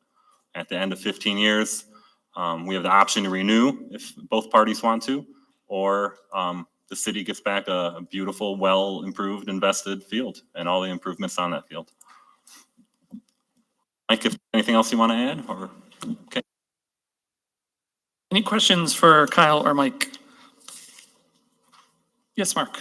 I had previously talked a lot to get information about this. I think it's worth explaining too that the existing concession stand, if a tournament comes, we have the flexibility to use the concession stand to generate revenue for the city too.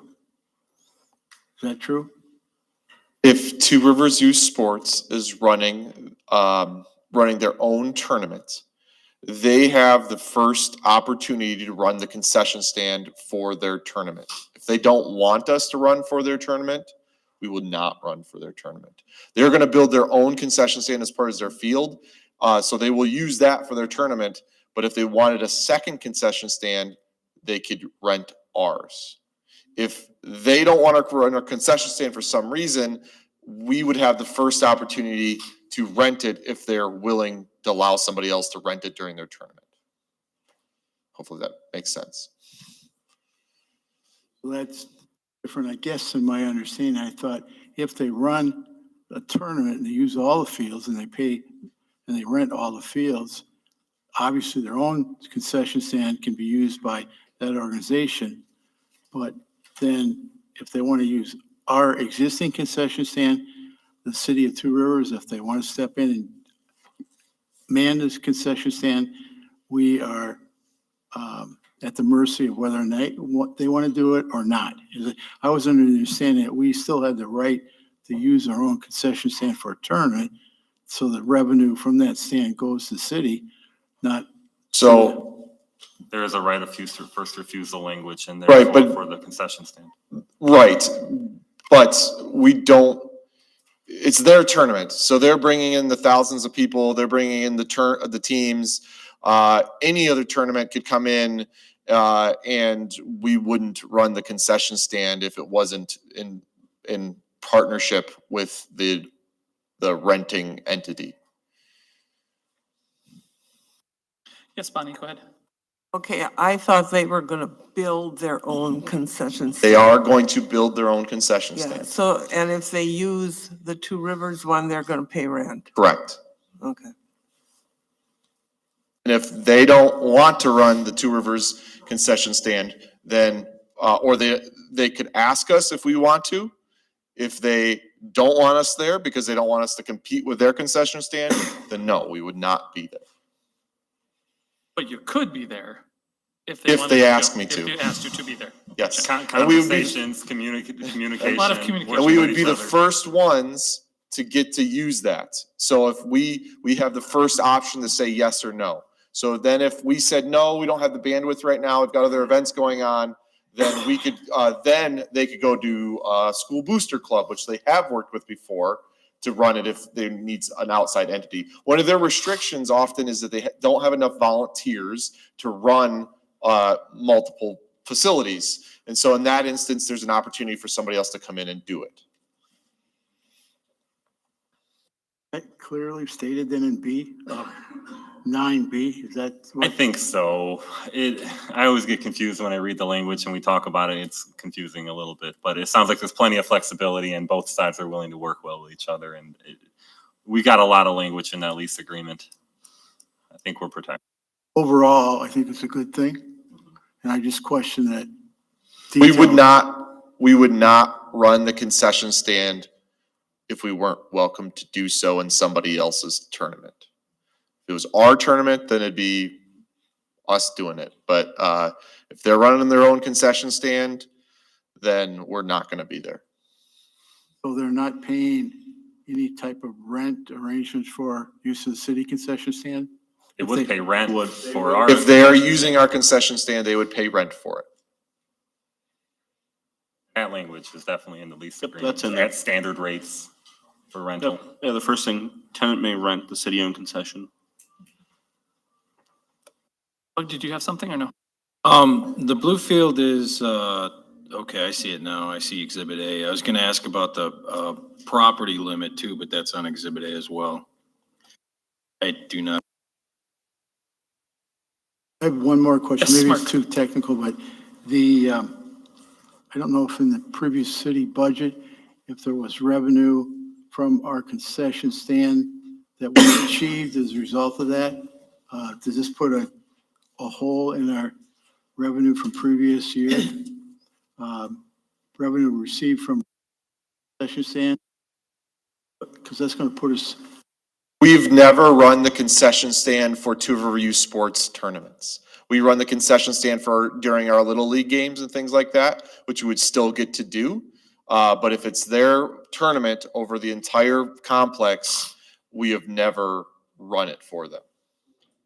never been any revenue from this concession stand. Well, during- when they have run a full complex tournament, they have rented the concession stand from us. It's like $1,000 for them to rent that complex. So sure, we are losing $1,000 from that rental of our concession stand, but we're making it up with $3,500 in the lease. Improvements to the property that. So we're making quite a bit more revenue with the lease versus them renting our concession stand. It'd take 3.5 times of them renting it to pull even. Any other questions? I'd just like, Yes. to say, plus the, impact on local businesses, having all those travelers come to the tournaments. That's a great thing for the city. It's amazing there's summertime where you can see kids walking around with different uniforms on. Right, right. And All we kind of over the missed that last year. I mean, it happened in Manitowoc, so we kind of missed out on that. And we can still rent out all of our fields, and we can rent out the Two Rivers Youth Sports Field if we have another tournament entity that wants to come in and use the facility. So just because Two Rivers Youth Sports has the blue field, doesn't mean we can't rent that field. We can still rent the full package of 5 fields to a separate entity. We just got to coordinate timing and schedules with Two Rivers Youth Sports in that instance. That amount in the lease, I didn't. It is. It's the standard rates. No, we actually do not have to pay them for use of their field. Oh, okay. They'd have to pay us for the usage of our additional fields, though. Oh, okay.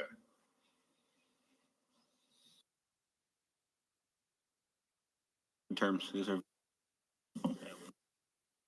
And we're saving a lot of prime industrial parkland for something bigger coming down the road. There's no other questions. We're just looking for a motion then.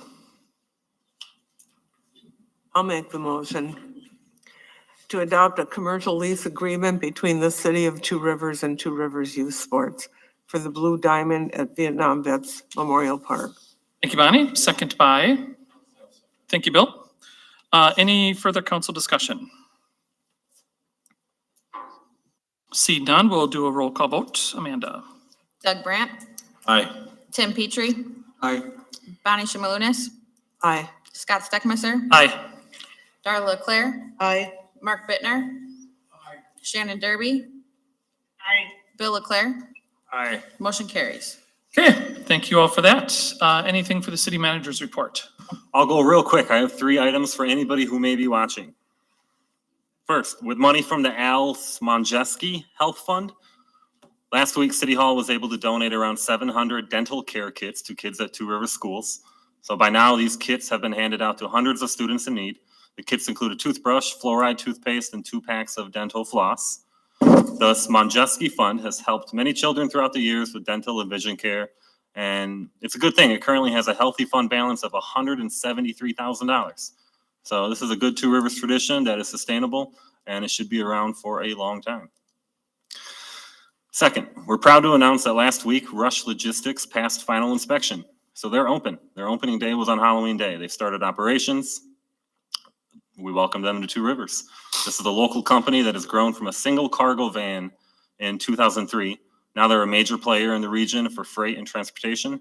They have fleets that will be running cargo vans, box trucks, and semi-trailers all across Wisconsin, Illinois, and the upper Midwest. So we welcome them to their new home. Final item tonight. Last week, the city's renewed effort on removing dead trees started in earnest, with work starting on the removal of more than 60 trees that have been identified as posing safety risks to the public and property, making them a high priority for removal. This important public safety work started on the south side near Koenig, and then after that, we'll be fanning out to sections across Two Rivers. So if residents see tree removal activity or they have any questions or concerns, don't hesitate to call Parks and Rec or City Hall. Thank you. Thank you. On to number 14, for information only, we have a city council listening session Thursday, November 13th, 2025 at 6:00 p.m. at the Community House in the Costco Room. Then the next city council regular meeting is Monday, November 17th, 2025 at 6:00 p.m. And then we also have a city council work session Monday, November 24th, 2025 at 6:00 p.m. Also, just a reminder, there are no elections tomorrow. Anything else? No. That's good. There are some in the state of Wisconsin, but the city of Two Rivers does not hold any, or will not be holding any elections tomorrow. Okay. Mark, do you have something else? Yeah, I think I'd like to share, and correct me if I'm near doing this, but I think the public needs to know that we have started a procedure where all committee meetings, we've added the input for public in there. It's typically been when we have public attendance to a committee meeting. We've always, it's up to the discretion of the chairman to offer the ability of the public people who are attending to talk, but now we've added that line to all future meetings, committee meetings. I would support such a move. We did have some public that showed up last Thursday at Personal Finance Committee, so that was good. It was good. We encouraged engagement, and just to clarify, it will be added, right? It's always been done if there's an engaged public there by the chairman, but we want to make it official. Correct. Yep, absolutely. Okay, then we're looking for a motion to adjourn. Oh, he's not here. Thank you, Darla. Second by Bill, thank you. Any council discussion? Seeing none, voice vote. All in favor indicate by saying aye. Aye. Anyone opposed? Motion carried. Thank you and good night. Hi, Shannon. Good night, Shannon.